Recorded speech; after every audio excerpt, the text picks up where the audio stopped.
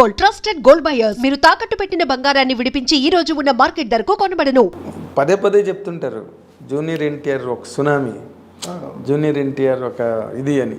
మీరు ఇప్పటివరకు ఆయనతో సినిమా చేయకపోవడం ఏంటండి? చాలా విచిత్రమైన విషయం. కథ కుదరాలి, అన్ని కుదరాలి కదండి. నాకు చాలా ఇష్టం అండి, నేను కలుస్తాను అప్పుడప్పుడు.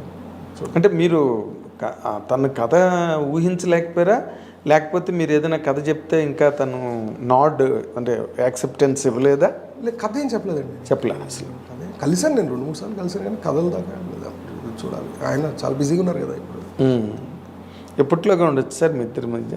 తెలియదండి. అది అభిమానులు చాలామంది, నన్ను జూనియర్ ఎన్టీఆర్ అభిమానులు చాలామంది అడిగారు. అది మీకు నేను చెప్పేది. అదే అనుగారు స్టేట్మెంట్లు ఇస్తాడు, కానీ మా హీరో కథ చెప్పండి ఎప్పుడు వచ్చాను. That more happened after Sitaramam వచ్చిన తర్వాత ఆ ఇన్క్విజిటివ్నెస్ ఎక్కువైంది జూనియర్ ఎన్టీఆర్ అభిమానుల్లో. ఎందుకంటే ఇంకొక డైరెక్టరు, ఒక క్యాలిబర్ ఉన్న డైరెక్టర్, మీకు క్యాలిబర్ ఉన్నదని ముందు నుంచి అందరూ నమ్మినా ఒక సినిమా హిట్ అంత ల్యాండ్ మార్క్ వచ్చిన తర్వాత మీ గ్రాఫ్ పెరిగిపోయిందండి ఇండస్ట్రీలో. కథ రాయడంతో ఎలాంటి కథ అయితే మీకు జూనియర్ ఎన్టీఆర్ బాగుంటుందని మీకు అనిపిస్తుంది సార్? ఏమో సార్, అలాంటి ఆలోచన అంటే ఇలాంటిది అన్నది ఏం లేదు. ఆయన ఇలాంటిది అని అనుకోవడానికి ఆయన చిన్న యాక్టర్ అండి. అంటే ఆయన ఆయన ఆయన స్థాయి as an actor is completely different. As an actor I'm saying స్థాయి అనేది ఫిజికాలిటీ, స్టార్డమ్ వీటి గురించి కాదు. సో ఎలాంటి కథ అంటే ఆయన ఏ కథ అయినా చేయగలిగిన యాక్టర్ బేసిక్గా. అంటే దాన్ని ఏమంటారు, water is like a water litre. అదే పాత్ర ఎందులో అయినా ఏదైనా ఆయన చేయగలరు. ఆయన చేయలేని పాత్ర అంటే ఏముంది? ఆయన చేయలేని కథ ఏంటి అసలు? ఆయన చేయలేని కథ అంటూ ఏది లేదు.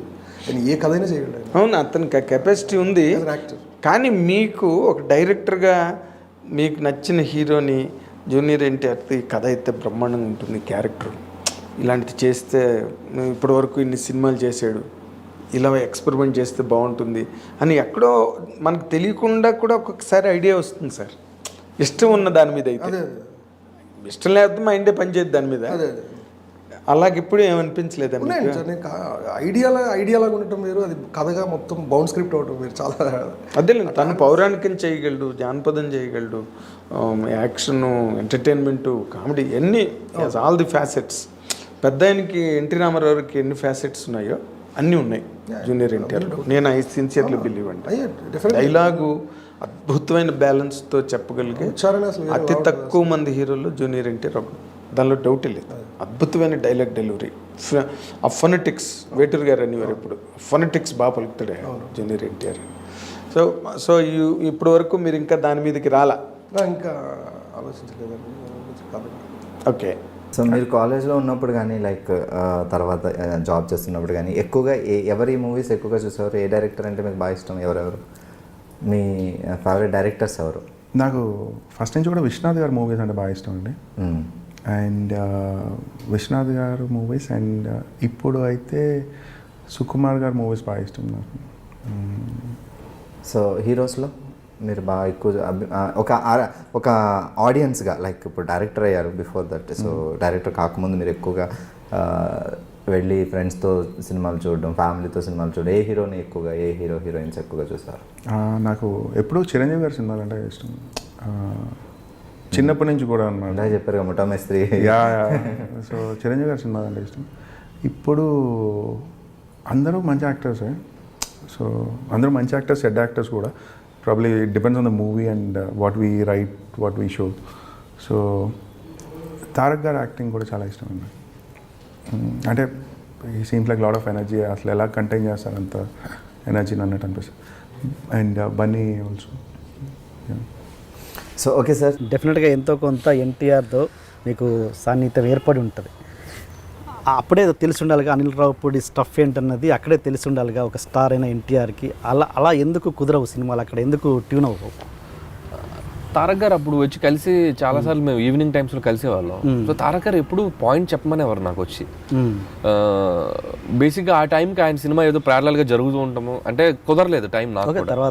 తర్వాత నేను రాజాదిగిరి టైంలో నేను తారక్ గారిని కలిశాను, ఆయనకు ఒక పాయింట్ చెప్పాను, కథ చెప్పాను. అప్పుడు జైలవ్ కుష బాబీ జరిగింది పక్కన. సో నేను వెళ్ళి అంటే ఆ బిలీఫ్ ఉండబట్టేగా వాళ్ళకి వచ్చి ఒక గంట కథ వినాల్సిన ఇది ఉండేది కాదు కదా. తారక్ గారు పిలిచి కథ విన్నారు, తనకు ఒక పాయింట్ అది ఒక రేంజ్కి నచ్చింది. నేను అప్పుడు ఏమన్నారంటే ఆయన నాకు ఒక 1.5 hour నరేషన్ అడిగారు. బట్ నాకు టైం లేదు అప్పుడు, ఎడ్జ్లో ఉన్నాం. టైం లేక నేను మనం ఏంటంటే 10 రోజుల్లో 15 రోజుల్లో ఏదో 1 డేస్ చెప్పి ఆయనకి అది నచ్చక ఎందుకు ఉన్న ఇంప్రెషన్ పోగొట్టుకోవడం అని చెప్పి సార్ కొంచెం టైం పట్టుద్దండి అన్న దాంట్లో అప్పుడు బాబీ దగ్గర point Jai Lava Kusha point okay నచ్చేసి అది ఎక్కించేసారు. సో అక్కడ నేను మిస్ అయ్యాను. సో ఇన్ ఫ్యూచర్ మేబీ ఇంకేదైనా మంచి కథలే ఆయనకి చెప్తే ఛాన్స్ ఉంటుందేమో. ఇంకా రాఖీ విషయానికి వస్తే జూనియర్ ఎన్టీఆర్ ఆయన కోర్టు సీన్లో చెప్పిన సీన్ అది కూడా అది నాట్ ప్రిపేర్డా? అక్కడ దగ్గర స్పాట్లో రాసింది. పాటకి వచ్చిన తర్వాత పరుచూరు గోపాలకృష్ణ గారితో ఒక వెర్షన్ రాయించాను.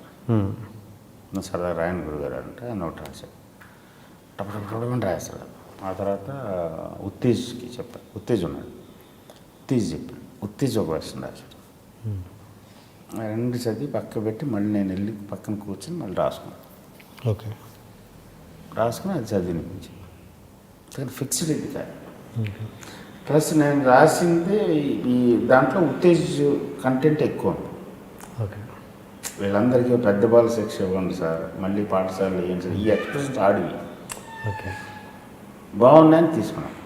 కంటెంట్ నాది, చిన్న సినిమా మొత్తం ఉన్న కంటెంట్ అక్కడ వాడాలి. చదివి వినిపించింది తారక్కి.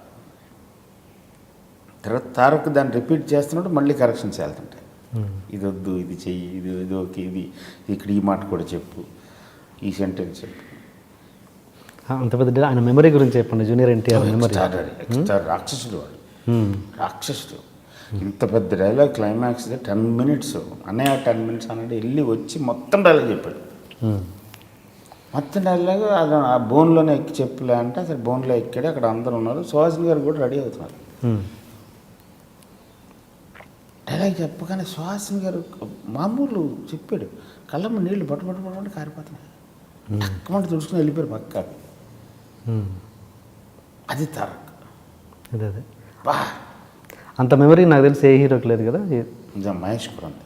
Mahesh, okay, very good number.